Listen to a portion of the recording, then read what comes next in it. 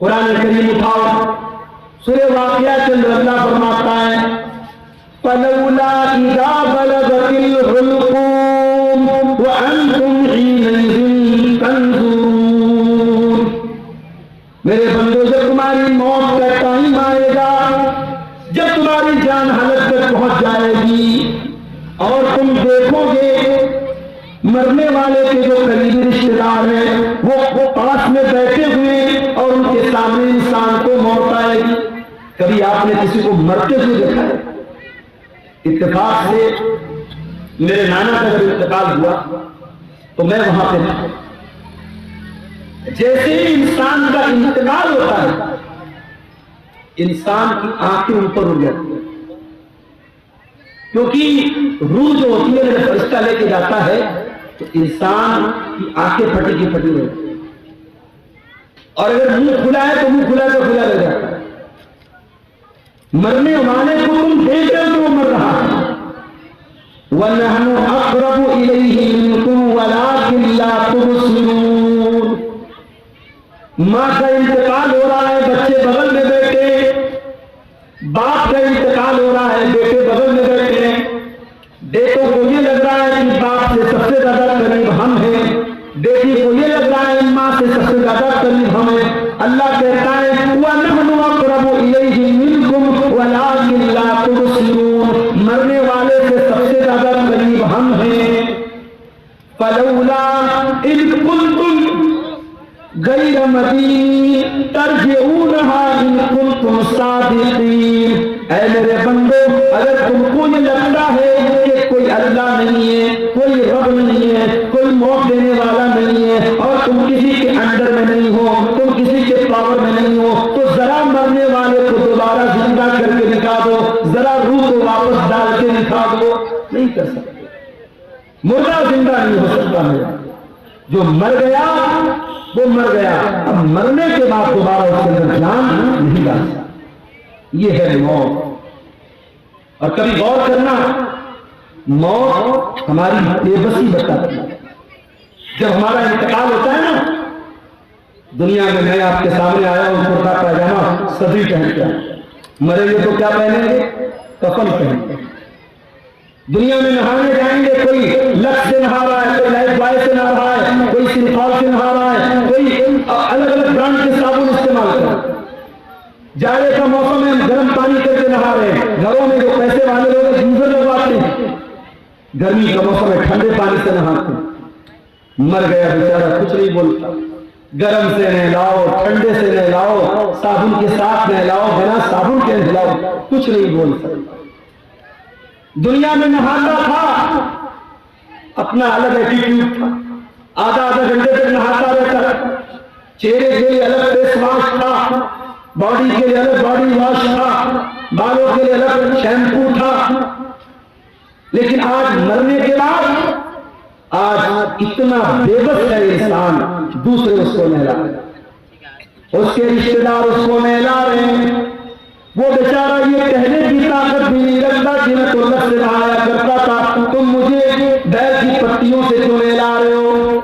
मैं तो बड़ा साबुन से नहाया करता था, मेरा फेवरेट साबुन कहाँ है, मेरा शैम्पू कहाँ है, मेरा बॉडी वॉश कहाँ है, मेरा फेस वॉश कहाँ है? वो बेचारा ये कहने की ताकत भी नहीं रखता कि मैं तो दुनिया में पानी हमेशा गर्म करके नहाया करता था, तुम मुझे ठंडे पानी से क्यों नहला रहे हो? दुनिया में नहाता था, बाथरूम में पैर धो करके नहाता था, आज उसके नहलाने वाले, उसके घर वाले उसको नहला रहे हैं, उसके बदन का कपड़ा भी नहीं उतर रहा है, कैंची से उसका कुर्ता काटा जा रहा है, कैंची से उसकी बनियान को काटा जा रहा है, उसका टैबन उतारा जा रहा है, उसका अंडरवियर उतारा जा रहा है। आज उसकी शर्मगाह को दूसरे लोग खोल करके नहला रहे हैं। अल्लाह, कितनी बेबसी। नहला दिया गया, अब कफन का नंबर आया। इस्लाम की तालीम देखो, अमीर आदमी को भी वही कफन देना है, गरीब को भी वही कफन देना है, वही सूती कपड़ा है, वही सफेद चादर है। दुनिया में बहुत रंगीन रंगीन पहन करके चला करता था, ब्रांडेड कपड़े पहना करता था, महंगे कपड़े पहना करता था। आज मरने के बाद उसी सूती चादर में, उसी सूती चादर में तुझको कफनाया जा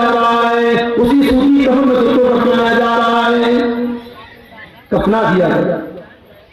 अब उसके बाद कब्रिस्तान लेके जाना है।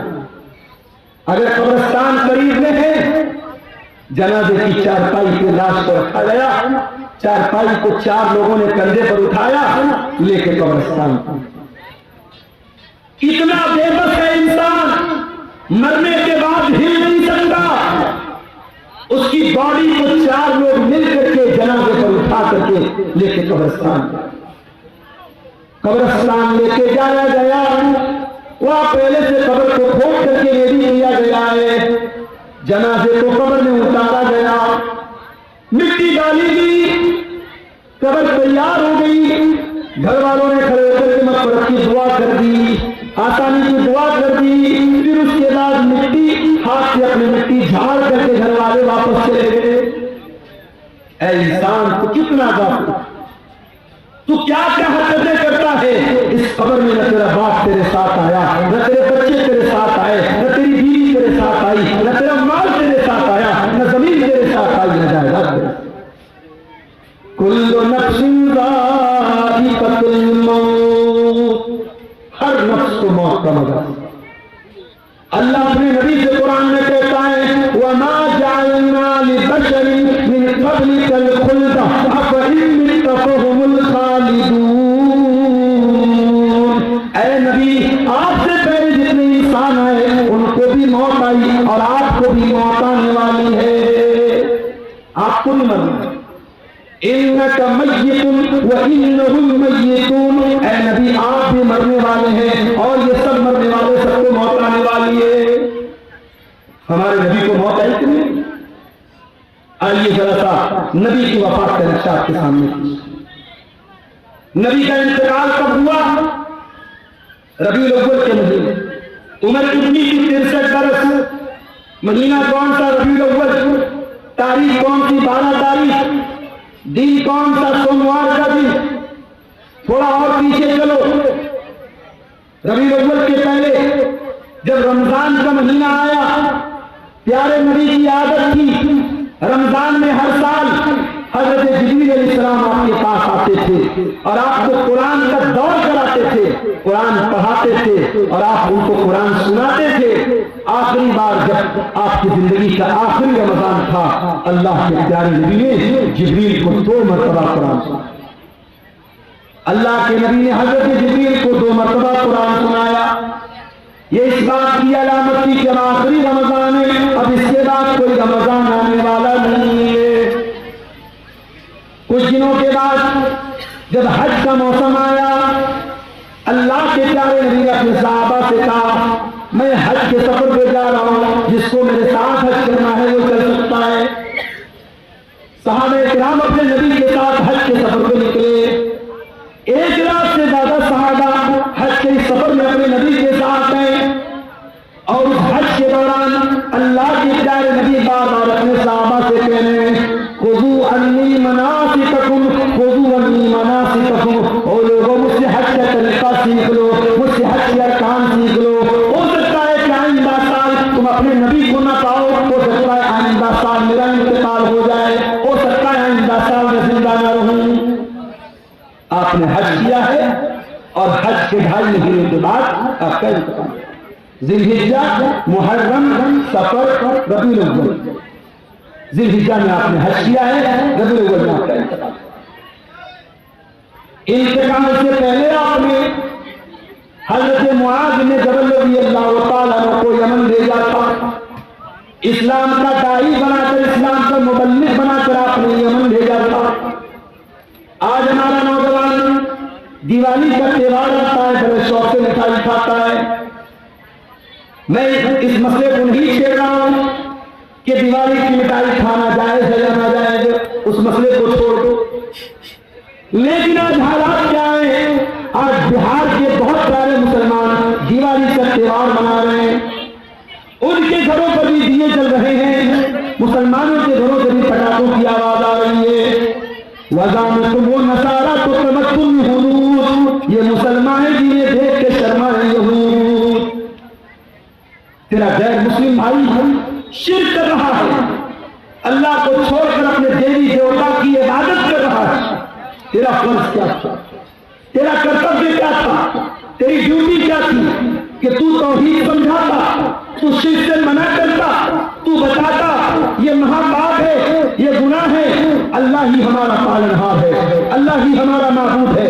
अपने गैर मुस्लिम भाई को तो इस्लाम की दावत देता, इस्लाम की तबलीग करता, मगर तू तो शौक से बैठे मिठाई खा, तो उसके त्योहार में, उसके शिरकिया काम में सेलिब्रेट कर रहा है। शिर्क को कभी सेलिब्रेट नहीं किया जाएगा, शिर्क को हमेशा निग्लेक्ट किया जाएगा, शिर्क को हमेशा रिजेक्ट किया जाएगा, शिर्क की हमेशा तरदीद की जाएगी, शिर्क को कभी सेलिब्रेट नहीं किया जाएगा। यह मसला याद है।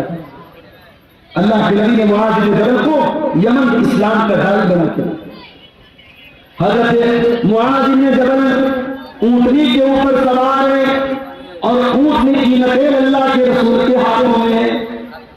अल्लाह के नबी हजरत मुआज़ बिन जबल को नसीहत कर रहे हैं, समझा रहे हैं, बुझा रहे हैं, तो बातें बता रहे हैं। बातें बताते हुए आपने कहा, ऐ मुआज़, हो सकता है कि आइंदा साल जब तुम मदीना में आओ तो तुम्हारा गुजर तुम्हारे नबी की खबर के पास। ऐ मुआज़, हो सकता है कि आइंदा साल जब तुम आओ तो अपने रसूल को न पाओ और रसूल की जगह तुम्हें रसूल की खबर नजर आए और रसूल की खबर के पास तुम्हारे। हदीस के अल्फाज हैं, इतना सुनना था कि मुआज़ ने जब रोने लगे, आंखों से आंसू जारी हो गए। अरे अल्लाह के नबी, क्या वो दिन भी देखना पड़ेगा, आपकी जुदाई को सहना पड़ेगा, आप भी हमको ताज़े मुबारक दे के चले जाएंगे, आप भी हमें छोड़ के चले जाएंगे। ये मंजर याद करके हज़रत मुआज़ इब्न जबल रोने लगे। जब वो रोने लगे तो अल्लाह के प्यारे नबी ने मदीना की तरफ इशारा किया, मदीना की तरफ इशारा किया और आपने फरमाया, ऐ मुआज़ बिन जबल, इन्ना औलन नास बी अल मुत्तकून मन कानू वहय्युका। ऐ मुआज़, कान खोल करके सुन लो, अगर मुझसे मोहब्बत करते हो और कयामत के दिन मेरे साथ रहना चाहते हो, मुत्तकी बन जाना, परहेजगार बन जाना, अल्लाह से डरने वाले बन जाना। जो मुत्तकी होंगे, जो परहेजगार होंगे, वो हमेशा मेरे साथ रहेंगे। ये बशारत आपने सुनाई। मेरे भाइयों, नबी को एहसास हो गया था कि आपका इंतकाल हुआ। उसके बाद जब आप मक्का फतह हो गया था, मक्का फतह होने के बाद जब कुरान की आयत उतरी, इज़ा जाअ नस्रुल्लाहि वल फतहु व रअयतन नास यदखुलून फी दीनिल्लाहि अफ़वाजा फसब्बिह बिहम्दि रब्बिका वस्तगफिरहु इन्नहु काना तव्वाबा। जब कुरान की छोटी सूरत नाज़िल हुई तो नबी समझ गए कि अब जब अल्लाह का दीन मुकम्मल हो रहा है, अल्लाह का मिशन पूरा हो रहा है, इसका मतलब कि अब मेरी मौत का टाइम करीब है। उन्हीं दिनों में अल्लाह के नबी बीमार पड़ गए। एक अंसारी साहबी के जनाजे में आ गए। ये सफर की आखिरी तारीखों में से कोई तारीख, गालिबन सफर की 27 तारीख थी। आप जनाजे में से वापस आने लगे, आपके सर में बहुत तेज दर्द होने लगा। आप घर आए, आपने हज़रत आयशा से कहा, आयशा मेरे सर में बहुत तेज दर्द हो रहा है। हज़रत आयशा ने आपके सर पर पट्टी रखी, आपको बहुत तेज बुखार आया और बुखार इतना तेज था कि पट्टी के ऊपर से भी बुखार की गर्मी महसूस हो रही थी। ये बुध का दिन था, ये बुध का दिन था और सफर की आखिरी तारीखों में से कोई तारीख थी। यही से अल्लाह के नबी की बीमारी का आपको, अल्लाह के प्यारे नबी को खैबर के मौके पर एक यहूदी औरत ने गोश्त में जहर मिला करके खिलाया था। उस गोश्त का असर 4 साल के बाद जाहिर हो रहा था। आप हज़रत आयशा से कहते थे, ऐ आयशा, वो गोश्त जो मैंने खैबर में खाया था, उसके अंदर जो जहर मिला था, उस जहर का असर मैं अपनी अकलियों के अंदर पाता, अपने मेदे के अंदर पाता हूं। उस जहर का असर आपने अपनी बॉडी पर महसूस किया।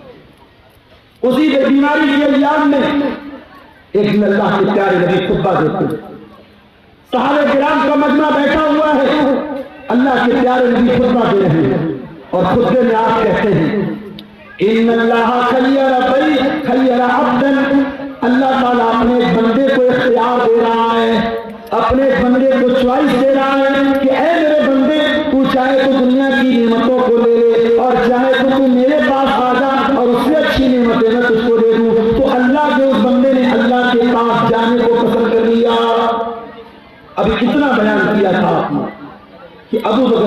सारों कतार रो गए और रोते हुए कहने लगे फदैना कभी आबाइना व उम्महातिना, हमारे माँ बाप आपके ऊपर पैदा हो जाए, हमारे माँ बाप आप पर कुर्बान। अबू सईद खुदरी कहते हैं हमें बड़ी हैरत हुई कि अल्लाह के प्यारे नबी को एक कॉमन बात बता रहे, आम बात बता रहे हैं, इसमें रोने की क्या बात है? ये अबू बकर क्यों रो रहे हैं और रोते रोते ये क्यों कह रहे हैं कि हमारे माँ बाप आपके ऊपर कुर्बान हो जाए? मगर हमको बाद में पता चला कि अल्लाह के प्यारे नबी अपनी बात कर रहे थे कि अल्लाह ताला मुझको अपने पास बुलाना चाहता है। उसी कुत्ते ने आपने कहा, ऐ लोगों कान खोल करके सुन लो, मेरे ऊपर सबसे ज्यादा अगर किसी का एहसान है, उसके माल का, उसके टाइम का सबसे ज्यादा अगर किसी ने एहसान किया है, अबू बकर सिद्दीक ने किया। ओ लोगों, अगर मैं दुनिया में किसी को खलील बनाता, अबू बकर को खलील बनाता, मगर मैं अल्लाह का खलील हूं, अल्लाह ने मुझे अपना खलील बनाया। ऐ लोगों, मस्जिद में जितने लोगों के दरवाजे खिड़कियां हैं सब बंद कर दिए जाए, सिवाय अबू बकर के घर के दरवाजे के। अबू बकर का जो दरवाजा मस्जिद में खुलता है उसको बंद न किया जाए, वो दरवाजा ओपन रहेगा, वो दरवाजा खुला रहेगा। ये नबी के आखिरी दिनों की बात है। सोमवार के दिन आपका इंतकाल हुआ, बुध का दिन आया। बुध के दिन आपने सहाबा से कहा कि 7 अलग अलग कुएं का पानी लाया जाए। 7 अलग अलग कुएं का पानी लाया गया। अल्लाह के प्यारे नबी ने गुस्ल फरमाया। गुस्ल करने के बाद आपने अपने सर के ऊपर पट्टी बांधी और आप मस्जिद में आए और मिंबर पर चढ़े और आपने खुतबा दिया। और उसी खुतबे में आपने फरमाया कि ओ लोगों, तेरे अंसारी साहबा, मेरे अंसार साहबा के साथ तुम कभी गलत सलूक मत करना। इन्नहुम करशी व ऐबती, ये मेरे बड़े खास लोग हैं, इन्होंने बड़ी कुर्बानियां दी हैं। अगर कभी तुम अमीर बन जाना, मुसलमानों के जिम्मेदार बन जाना, तो अंसार साहबे के नाम के साथ अच्छा सलूक करना। वो अगर भलाई करें, उनकी भलाई को कबूल कर देना। अगर उनसे गलती हो जाए तो दरगुजर कर देना, माफ कर देना। जुमेरात का दिन नबी ने ज़ुहर पढ़ाई, नबी ने असर पढ़ाई, नबी ने मगरिब पढ़ाई और मगरिब की नमाज में आपने सूरतुल मुरसलात की तिलावत। इशा का टाइम आया, हजरत बिलाल आए, अय अल्लाह के नबी नमाज का टाइम हो चुका है, लोग आपका इंतजार कर रहे हैं। आपने कहा पानी लाओ, पानी लाया गया। आपने गुस्ल किया। गुस्ल करने के बाद आप खड़े हुए, थोड़ी दूर आगे बढ़े, चक्कर खाते गिर पड़े। होश आया, पूछा सल्लल्लाहु, क्या नमाज हो गई? लाहुम यंतज़िरूनका या रसूल अल्लाह, ऐ अल्लाह के नबी, लोग आपका इंतजार कर रहे हैं, नमाज नहीं पढ़े लोगों ने। फिर आपने गुस्ल किया, फिर आप उठ करके जाने लगे, फिर कशी तारी हो गई, फिर गिर पड़े। 3 बार ऐसा हुआ। 3 बार चक्कर खा के अल्लाह के प्यारे नबी गिर पड़े जमीन। जब 3 बार ऐसा हो गया और आप समझ गए कि अब मेरी तबीयत मस्जिद में जाने लायक नहीं है, तो आपने कहा कि जाओ अबू बकर से कहो वो लोग हजरत अबू बकर के पास आए, चलिए आप नमाज पढ़ाइए, अल्लाह के नबी दुआ करें। अबू बकर बड़े नरम दिल आदमी थे, बड़े रहम दिल आदमी थे।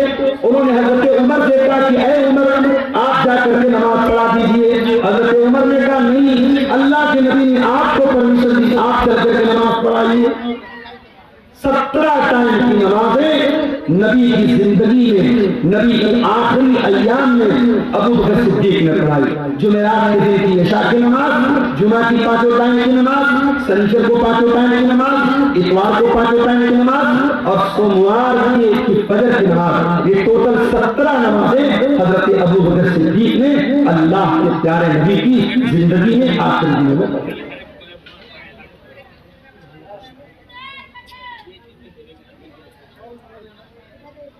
शनिचर का दिन आया, नबी की वफात के 2 दिन पहले शनिचर का। नबी बहुत बेचैन थे, इतने बेचैन थे, कभी चादर ओढ़ लेते, कभी चादर फेंक देते। बेचैनी आपके ऊपर तारी है। उस बेचैनी के आलम में नबी ने फरमाया, लानतुल्लाहि अलल यहूदी वन नसारा, अल्लाह की लानत हो यहूदियों के ऊपर और ईसाइयों के ऊपर, अल्लाह की लानत हो यहूद और नसारा के ऊपर। इत्तखज़ू क़ुबूर अंबियाइहिम मसाजिद, उन्होंने अपने नबियों की कब्रों को मस्जिद बना लिया, अपने नबियों की कब्रों पर जाकर के सजदा करने लगे। ओ लोगों, तुम मेरी कब्र पर ऐसा कुछ मत करना।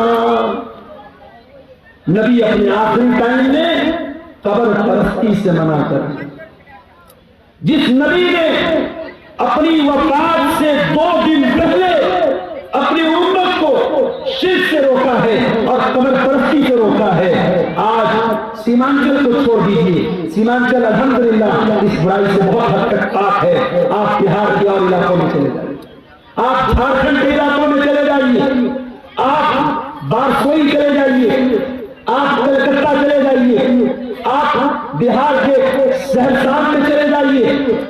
ऐसे ऐसे इलाके हैं मेरे भाई जहां हर मोहल्ले में कोई मजार है, कोई कब्र है, जहां सजदे हो रहे हैं, जहां मुरादें मांगी जा रही है, जहां दिल बनने का दावा किया जा रहा है।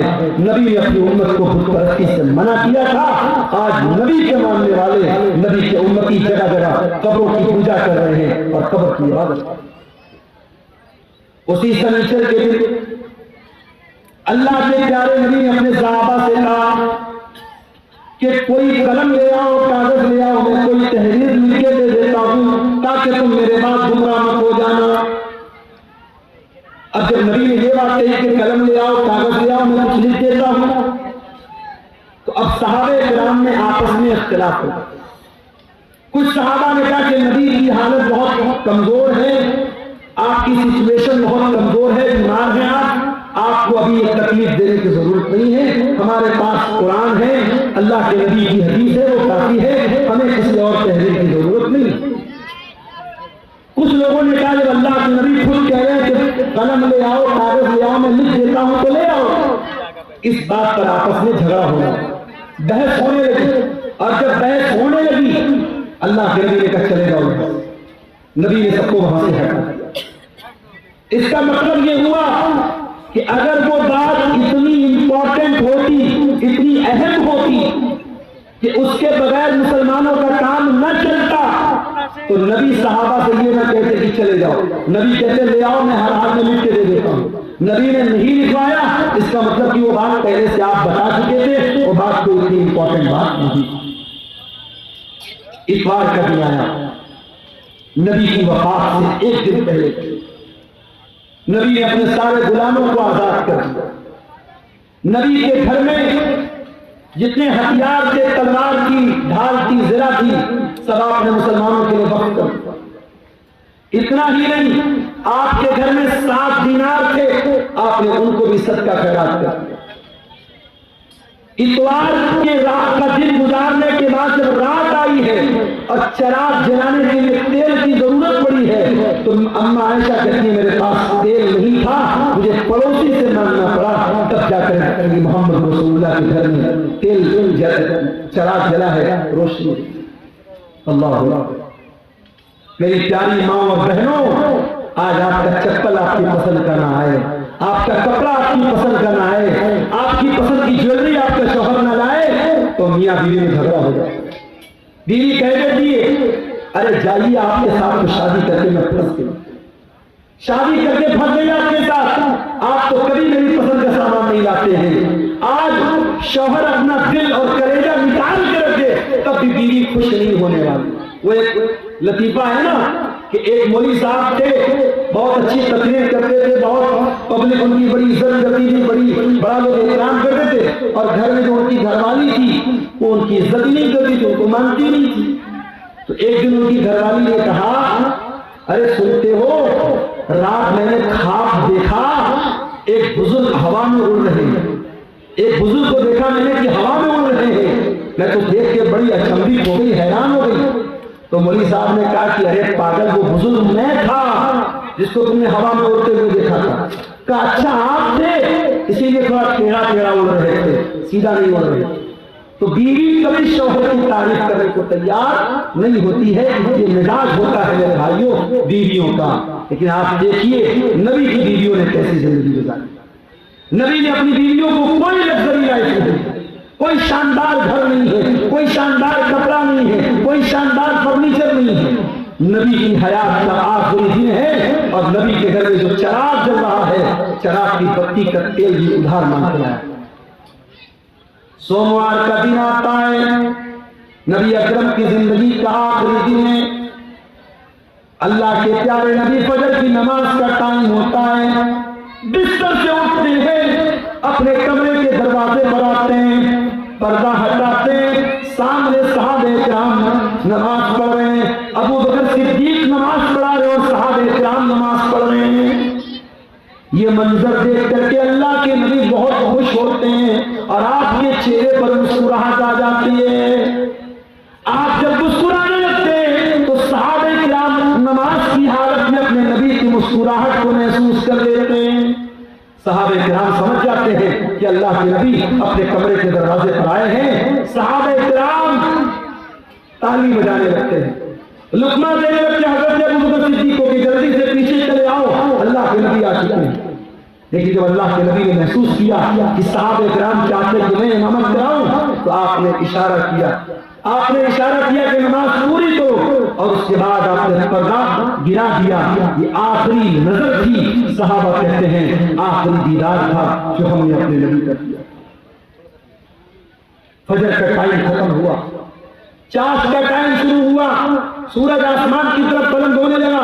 जैसे जैसे सूरज बुलंद हो रहा है, चाश का टाइम हो रहा है, मोहम्मद रसूलुल्लाह की तकलीफ बढ़ रही है।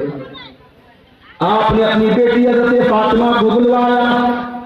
हजरत फातिमा ने आकर के अपने बाप को तकलीफ में देखा, फरमाया वाह कर बता, हाय मेरे अब्बा जान की तकलीफ। आपने फरमाया लैसा अला अबी की करबुन बादल यौम, ऐ मेरी बेटी फातिमा आज के बाद तेरे बाप के ऊपर कोई तकलीफ आने वाली नहीं है, आज तेरे बाप की जिंदगी का आखिरी दिन है।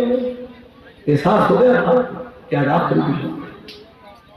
फिर आपने हजरत फातिमा के कान में कहा, ऐ फातिमा मैं तो अचल दुनिया से जाने वाला हूँ, छोड़ करके तुमको दुनिया से जाने वाला हूँ, तेरा बाप तुझसे जुदा होने वाला है। ये सुन करके हजरत फातिमा की आंखों से आंसू आ गए। फिर आपने उनके कान में फरमाया, ऐ फातिमा मेरे अहले बैत में मेरे घर वालों ने सबसे पहले तुम मुझसे मिलोगी, तुम्हारा इंतकाल सबसे पहले होगा और ऐ फातिमा तुम तमाम जन्नती औरतों की सरदार बनोगी।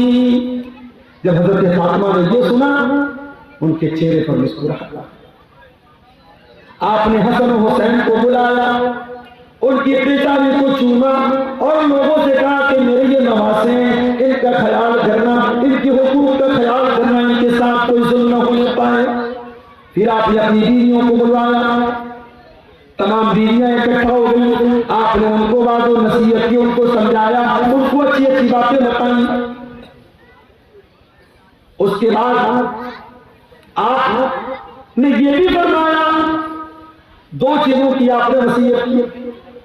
उस बेचैनी की हालत में जब आपकी जबान से अल्फाज भी सही तरीके से निकल लेते, आपने फरमाया अस्सलात अस्सलात व मा मलकत अयमानुकुम, ओ लोगों नमाज की पाबंदी करते रहना, नमाज का ख्याल करते रहना और अपने गुलामों का, अपने नौकरों का, अपने मातहतों का ख्याल करना। नमाज की पाबंदी करना और अपने अंडर में काम करने वाले अपने नौकरों, अपने खादिमों का खास करना। हजरत अब्दुर्रहमान इब्न अबू बकर मिसवाक लेकर के आए, नबी की नजर मिसवाक पर पड़ गई। आपने हजरत आयशा को इशारा किया कि मैं भी मिसवाक करना चाहता हूँ। हजरत आयशा ने अपने भाई से मिसवाक ली और मिसवाक को अपने दांतों से नरम किया और वो मिसवाक अल्लाह के नबी को दे दी। अल्लाह के प्यारे नबी ने अपनी वफात से कुछ देर पहले मिसवाक किया। उलमा कहते हैं अगर किसी को अंदाजा हो जाए कि मेरा इंतकाल होने वाला है, मेरी मौत होने वाली है, आखिरी टाइम में मिसवाक करना भी अल्लाह के नबी की सुन्नत है। उसके बाद आपने वही पर प्याले में पानी रखा हुआ था, आपको अपने ऊपर मौत की शक्तियां महसूस हुई। क्या बात है, क्यों उठ रहे हैं? बारिश हो रही? थोड़ा चलने दीजिए, हल्का अभी चलने दीजिए। मेरे भाइयों, इलाका इतना पिछड़ा हुआ है। मुझे याद है जब कारी साहब ने उसको बुलाया था और मैं जहाँ ठहरा हुआ था, रात भर मच्छरों ने मेरा जीना हराम कर दिया था, कीड़ों ने, मच्छरों ने। मुझे घसिया घाट का इलाका कभी भूलता नहीं। और मैंने कहा था कि इतना पिछड़ा इलाका बहुत कम देखने को मिला। अब तो माशाअल्लाह रास्ते वास्ते भी बन गए, कुछ तरक्की हुई है। इस इलाके में कारी अब्दुल साहब ने ये इदारा खोला है और आप जानते हैं कि जलसा इदारे के चंदे के लिए जलसा होता है। ये बार बार बताने की जरूरत नहीं है। मैं बंगाली उलमा की तरह चंदा करने वाला मुकर्रर नहीं हूँ, लेकिन मैं आपसे गुजारिश करता हूँ, ये जलसे वालों की मेहनत पर पानी मत फेरिए। बारिश हो रही है, हल्की फुल्की बारिश हो भी रही, थोड़ा बहुत भीग भी गए तो मसला नहीं, लेकिन आप इस इदारे के ऊपर पैसों की बारिश जरूर करके जाइएगा। और जो भी चंदा 100, 200, 1000, लाख, 2 लाख जो भी आप देके जा सकते हैं, इदारे का ताउन करके जाइएगा। खुसूसी तौर पर मेरी आपसे गुजारिश है, इदारा आपके ताउन का मुहताज है।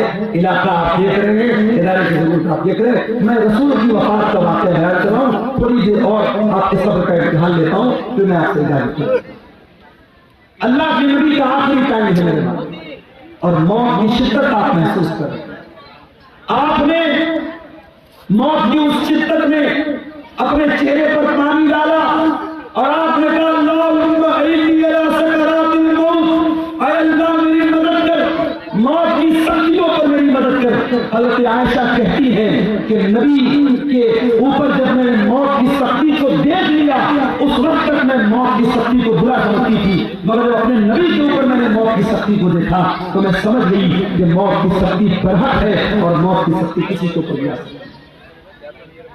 फिर आपने आसमान की तरफ हाथ उठाया, आपने फरमाया, मान रफीक़िल आला, अल्लाह मुझे सबसे बेहतरीन लोगों की सोबत अता फरमा, मअल्लज़ीना अनअमता अलैहिम मिनन नबिय्यीन वस्सिद्दीक़ीन वश्शुहदाई वस्सालिहीन। अल्लाह अपने नबियों के साथ मुझे उठाना, अपने सिद्दीक़ीन के साथ मुझे उठाना, अपने नेक बंदों के साथ उठाना। इतना कहने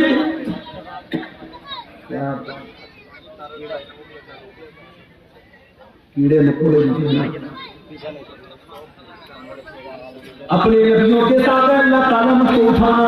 और यही पढ़ते हुए अल्लाह के नबी ने अपने हाथ उठाए और आपके हाथ जमीन पर गिर गए और आपकी रूह आपके बदन से निकल गई और अल्लाह के आखिरी नबी अल्लाह को प्यारे हो गए। इन्ना लिल्लाहि व इन्ना इलैहि राजिऊन। ये मंजर था अल्लाह के नबी। और जब आपकी वफात हो गई, सहाबे किराम पर जो बीती थी मेरे भाइयों को बयान करता।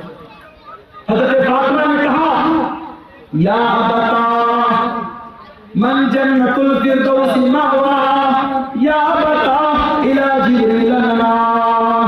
ऐ मेरे अब्बा जान, हम आपकी मौत की खबर जिब्रील अमीन को दे रहे हैं। ऐ अब्बा जान, आपका ठिकाना जन्नतुल फिरदौस है।